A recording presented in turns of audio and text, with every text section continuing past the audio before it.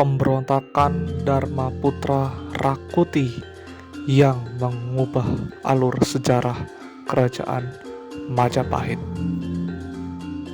Sejarah pemberontakan Rakuti terjadi pada masa pemerintahan Raja kedua Majapahit, Raja Jayanegara, tepatnya pada tahun 1241 Saka atau bila tahun Masehi, tahun 1319 Masehi.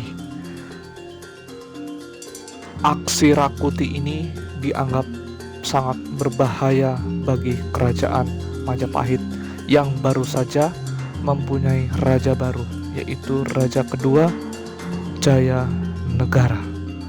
Di kemudian hari, pemberontakan Rakuti ini dapat diredam dan ditumpas oleh seorang Bayangkara Raja, yaitu Jakamada, yang kemudian hari menjadi Mahapati Gajah Mada.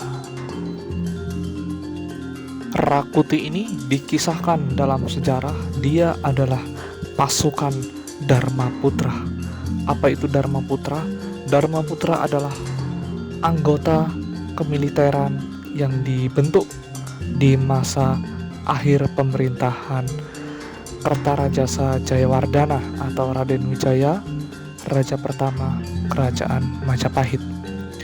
Dharmaputra ini adalah anak-anak para bangsawan atau para pejabat di lingkaran ring satu istana, yang dimana para anak-anak bangsawan ini dididik dan dilatih menjadi pasukan istimewa pengawal istana, di mana diantaranya adalah Rakuti ini sendiri. Sebelum terjadinya pemberontakan Dharmaputra Rakuti di kerajaan Majapahit, sebelumnya Rakuti ini meminta izin kepada Prabu Jayanegara untuk meminta izin bertapa dan berguru kepada sang guru untuk memperdalam ilmu kanuragan. Tujuan Rakuti memperdalam ilmu kanuragan dan memperkuat ilmunya agar lebih cakap dalam pemerintahan dan lebih bisa menjaga kedaulatan kerajaan Majapahit. Jauh sebelum terbesit niat Rakuti memberontak, pemberontakan yang telah terjadi sebelum-sebelumnya dipicu oleh ketidaksetujuan pemerintahan Patih Dia Halayuda. Jadi pemberontakan seperti pemberontakan yang dilakukan oleh Patih Nambi dan Senopati Ralasem itu dipicu oleh ketidaksetujuan kebijakan yang dikeluarkan oleh Dia Halayuda.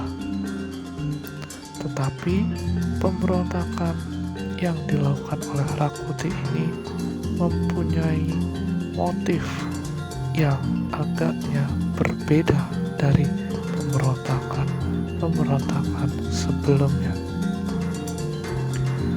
Pemberontakan Rakuti ini murni adalah siasat dan niat dari Dharmaputra Rakuti ini.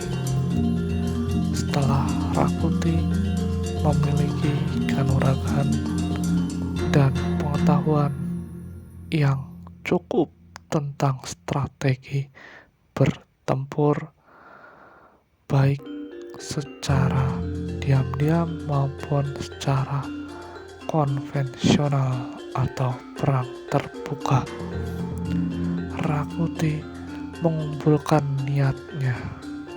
Rakuti pun pernah bermimpi memangku rembulan berwarna merah. Itulah yang dia anggap sebagai wahyu keprabon. Sebelum pemberontakan ini terjadi, Rakuti terlebih dahulu meminta saran oleh seorang resi yang masih kerabat dari ibunya. Tetapi seorang resi tersebut, dia mencegah ambisi dan niat Rakuti ini. Dikhawatirkan Rakuti akan kualat dan akan menghadapi kegagalan dalam perebutan istana Majapahit. Tetapi seorang Rakuti mempunyai tekad yang bulat disertai dengan persiapan yang sangat-sangat matang dalam pemberontakan ini. Rakuti memberontak dibantu oleh beberapa senopati Dharma Putra yang juga terpercaya oleh raja, yaitu Rayuyu, Rawedeng, dan Rabanya. Ini menjadi kekuatan Rakuti dan kelompoknya menjadi lebih besar. Pemberontakan Rakuti ini menjadikan wajah kerajaan Majapahit berbeda.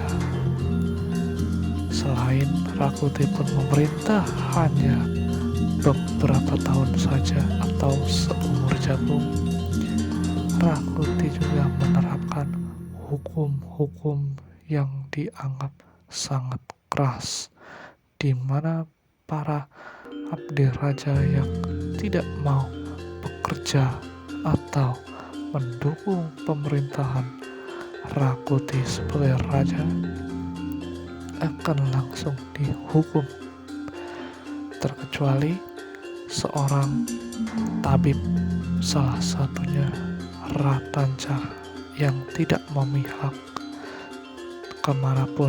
Dia hanya seorang profesional, seorang tabib yang mengobati.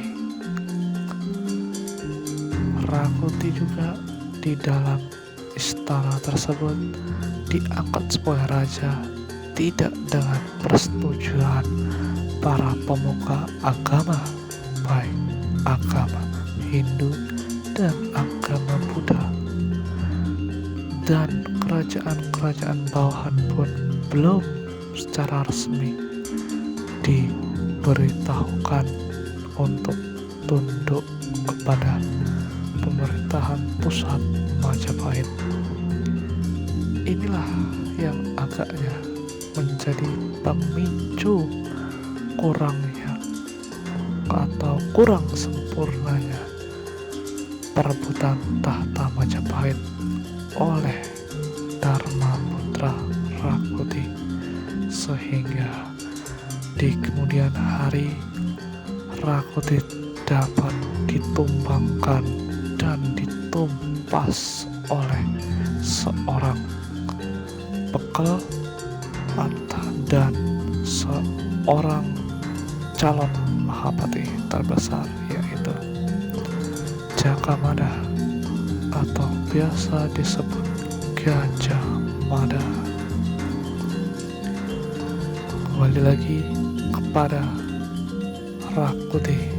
Rakuti ini dalam perebutan tahtanya, dia memerintah dengan cita-cita besar, yaitu cita-cita pendahulu kerajaan Majapahit, Prabu Kertarajasa Jayawardhana atau Raden Wijaya. Tetapi sayang sekali pemerintahan Rakuti ini agaknya dia terobsesi oleh leluhurnya, yaitu Ken Arok atau Ken Arok, yaitu merebut kekuasaan yang sah dari tangan Prabu Jayanegara. Ada perbedaan antara Ken Arok dan Rakuti. Ken Arok menyerbu dengan pasukan yang benar-benar direstui oleh beberapa kalangan, tetapi Rakuti menyerang atas ambisius dan atas cita-citanya dia sendiri. Di kemudian hari Rakuti telah ditumpas dan tamatlah riwayat seorang Rakuti. Pelajaran yang bisa kita ambil dari kisah pemberontakan Rakuti ini adalah menggulingkan kekuasaan yang sah itu adalah sebuah kejahatan yang tidak bisa di